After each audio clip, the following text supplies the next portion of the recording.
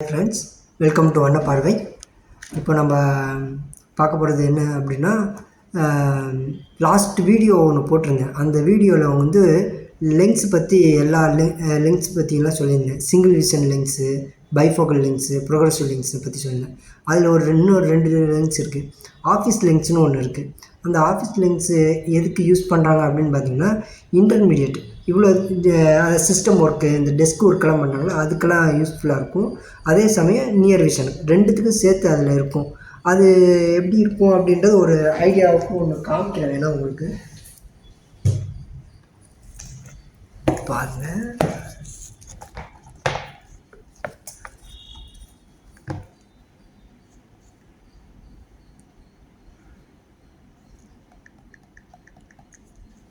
இப்போது ஆஃபீஸில் இதுதான் நார்மலாக இருக்கும். இதுதான் ப்ரோக்ரஸிவ் லென்ஸு. இதில் ஆஃபீஸ் லென்ஸு அப்படின்றபோது நான் காட்டுறேன் பாருங்கள். இதுதான் ஆஃபீஸ் லென்ஸு. இதில் பார்த்தீங்கன்னாக்கா கிட்ட பார்வைக்கு இருக்கும், அதே மாதிரி இது நடுநில பார்வைக்கும் இருக்கும். தூர பார்வைக்கு இருக்காது. இதில் தூர பார்வைக்கு இருக்காது, நடுநில பார்வை அது சிஸ்டம் பார்க்குறதுக்கு. அதே மாதிரி கிட்ட பார்வைக்கு இருக்கும். இது மாதிரி பார்த்தீங்கன்னா பொலாரைஸ்டுன்னு ஒரு லென்ஸ் ஒன்று இருக்குது. அது பாருங்கள், அது எப்படி இருக்கும் அப்படின்னா இந்த மாதிரி தான் இருக்கும். இப்போது நீங்கள் நார்மலாக வெளியில் அந்த கண்ணாடி போட்டு ஓட்டினீங்கன்னா ட்ரைவ் பண்ணிட்டு போகும்போது இந்த மாதிரி கிளேர் அடிக்கும் உங்களுக்கு. அது கிளேர் அடிக்காமல் இருக்கிறதுக்காக தான் இந்த பொலாரைஸ்டு லென்ஸ் போட்டோம்னா அந்த கோட்டிங் போட்டோம்னா இந்த மாதிரி இருக்கும். உங்களுக்கு கிளியராக இருக்கும் பிக்சர். அது இல்லைனாக்கா இந்த மாதிரி இருக்கும். அந்த ஒரு லென்ஸும் இருக்குது. நீங்கள் அந்த மாதிரியும் போடலாம். அது ஒன்லி ஃபார் என்னென்னா, நீங்கள் ட்ரைவ் பண்ணுறப்ப யூஸ் பண்ணுறதுக்கு தான் அந்த பொலாரைஸ்டு லென்ஸு. அது வந்து கிளேர் அடிக்காது அந்த இதுக்கும். அதே மாதிரி உங்களுக்கு இந்த காணல் நீர்னு சொல்லுவாங்க. வெயிலில் நம்ம வண்டி ஓட்டிகிட்டு போகிறோம் அப்படின்னா அது என்ன ஆகும்னா ஒரு மாதிரி அனல் அந்த இது தெரியும்.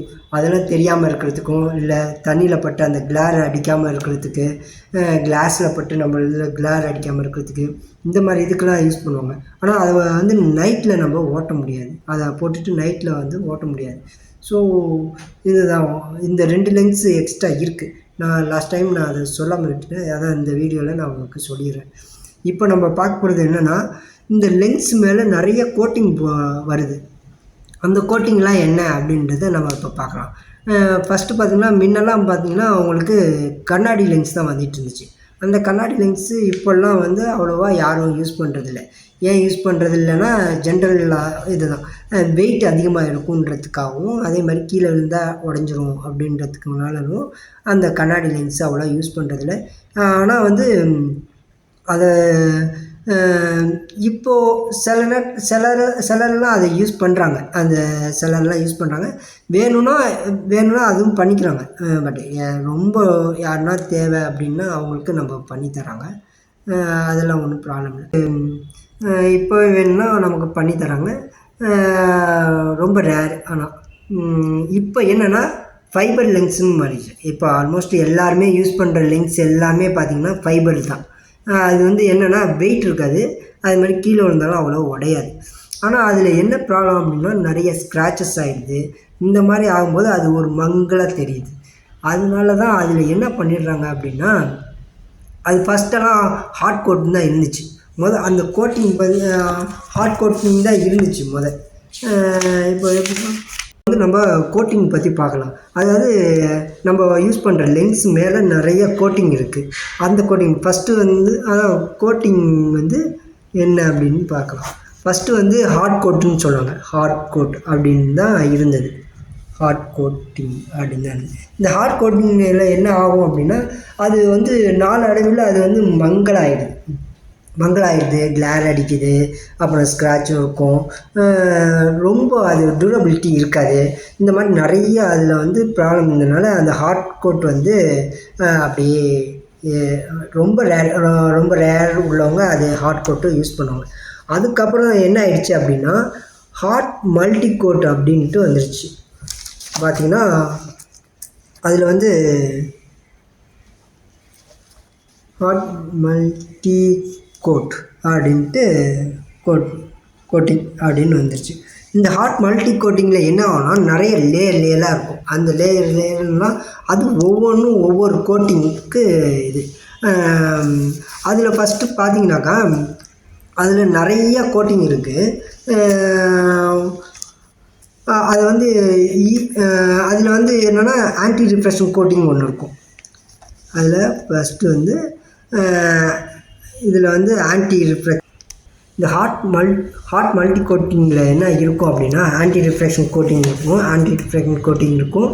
அதுக்கப்புறம் பார்த்திங்கன்னா அதில் வந்து ஈஸி டு க்ளீனிங் இருக்கும் அது, ஓகேங்களா. அதுக்கப்புறம் பார்த்திங்கன்னா டஸ்ட் ரிப்லண்ட் அப்படின்ட்டு ஒன்று இருக்கும். அதுக்கப்புறம் ப்ளூ லைட் ஃபில்டர்னு ஒன்று இருக்கும். இப்போ மார்க்கெட் லென்ஸ்லாம் பார்த்திங்கன்னா உங்களுக்கு ப்ளூ கட்டுன்னு தான் இருக்கும், ப்ளூ கட் ஃபில்டர் இருக்காது அந்த இதில். அதே மாதிரி ஃபோட்டோக்ரோமேட்டிக் அப்படின்னு ஒன்று இருக்கும். அதே மாதிரி யூவி ப்ரொடெக்ஷன் கோட்டிங், அதுக்கும் கோட்டிங் இருக்கும். ஸ்மஜ் ஆகாமல் இருக்கிறதுக்கு அதுக்கு கோட்டிங் இருக்கும். அதே மாதிரி வாட்டர் ரிப்லண்ட் அதுக்கு கோட்டிங் இருக்கும். அதே மாதிரி ஸ்க்ராட்ச் ஆகாமல் இருக்கிறதுக்கு அதுக்கு கோட்டிங் இருக்கும்.